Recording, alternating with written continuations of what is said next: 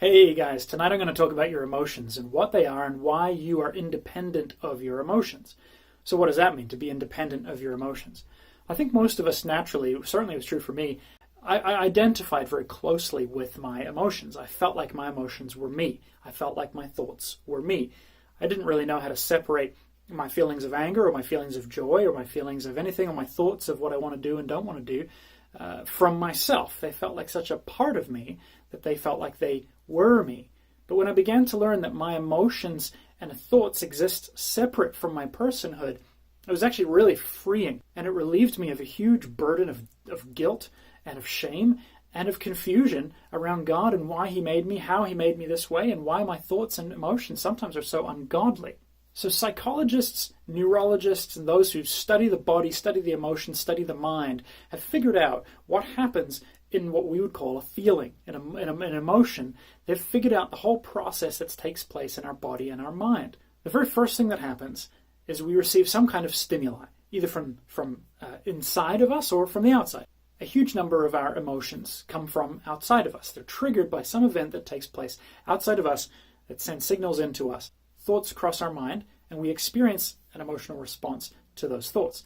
So what happens is the amygdala, this primitive part in the back of our brain, which is our fight or flight mechanism, that part rapidly interprets the event and it sends signals to our body immediately. Basically, is this good or is this bad? What do we want to do? Do we want to go towards this thing or away from this thing?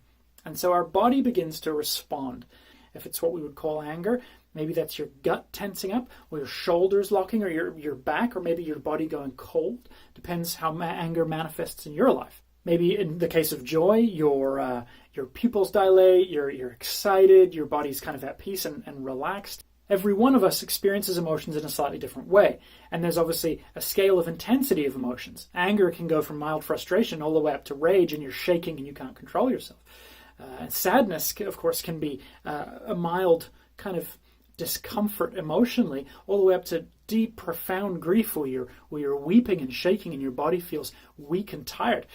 So this is the first part that happens, is within the body. And then our conscious brain begins to interpret the events taking place within our body. And it uses all the rest of our life as a backstory to figure out what's going on right now. Okay? None of these emotions exist in a vacuum. So your body is tensed up, and your conscious brain begins to read the body and say, I'm tense. That person just looked at me in a way that I don't like. They've looked at me like that 3 or 4, 6, 17, 100, 500 times before. And it always means this. And that whole collection of interpretations and physiological responses makes up what we feel as the emotion, and it happens in a millisecond. And then the next part is that feeling, that last narrative component where the brain says, this happened because of that person and these events, and it often plays out like this. Now we're pushed to act. And that's the point of all emotions. They move us toward an action. Those can be really good actions, like compassion or defense, when we see someone who's in need of rescue and our bodies suddenly kick into high gear and rush to pull someone out of a burning car or a burning building without even thinking about it.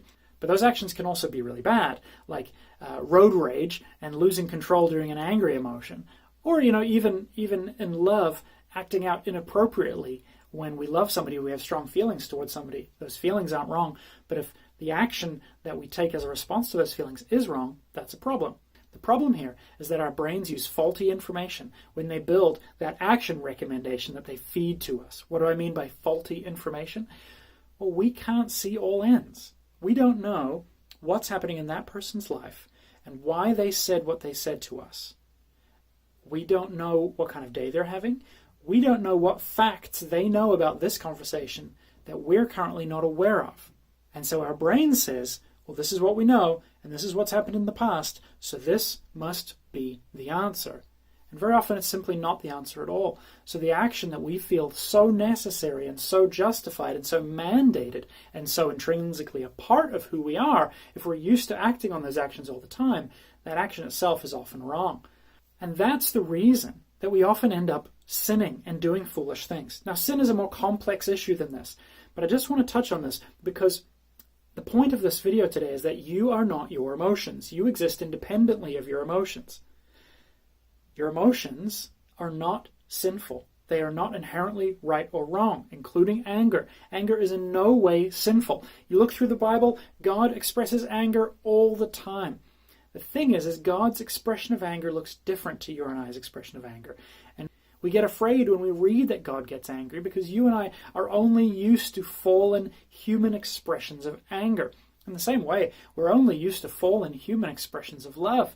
And so we find it very difficult to understand perfect, unbridled, sacrificial love poured out onto us forever and ever and ever. Love that is powerful and motivates us to do something. Whereas our love, by comparison, is so shallow and small and often very self-centered. So God made you in his image, with emotions, with thoughts, with feelings, with this whole spectrum of experience where it's tied to the mind, the body, the soul, and it's good. You're meant to be experiencing it.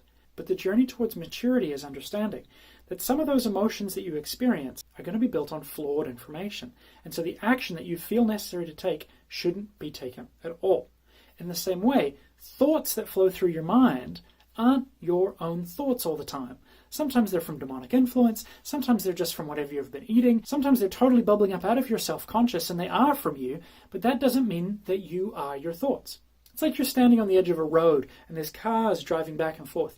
Your thoughts, they come and they go. Some of those thoughts are worth getting in the car with and riding along, and some of them are really not. Maturity is learning which ones are not worth riding with and which ones are. But even those thoughts that flow through your mind that are not worth entertaining, that doesn't mean you're living in sin. That doesn't mean you're entertaining sinful thoughts. You know you're entertaining sinful thoughts when you entertain sinful thoughts, when you get in that car and ride. In the same way, when you get on that emotional train and ride that action that feels so good and justified, but actually isn't right and godly and is built upon lies that your brain is believing. So there is so much more that can be said about this topic. I'm going to tackle it in a podcast, but I want you to know today that you are not your emotions. If you've ever felt burdened and guilty, like I have these thoughts, I have these feelings, I can't control them, you can learn to control them, and you can take peace in the understanding that you and your personhood and your value is not tied to your emotions.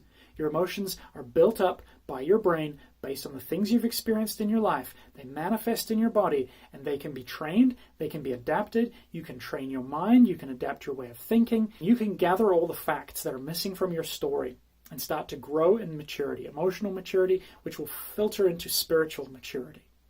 So if you've ever felt like I'm just so wicked, my thoughts are always evil all the time, you know what?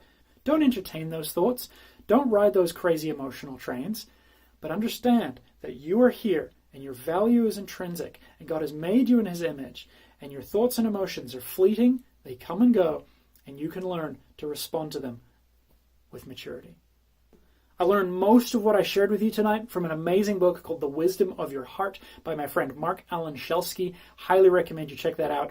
It's really, really good. It'll change your life.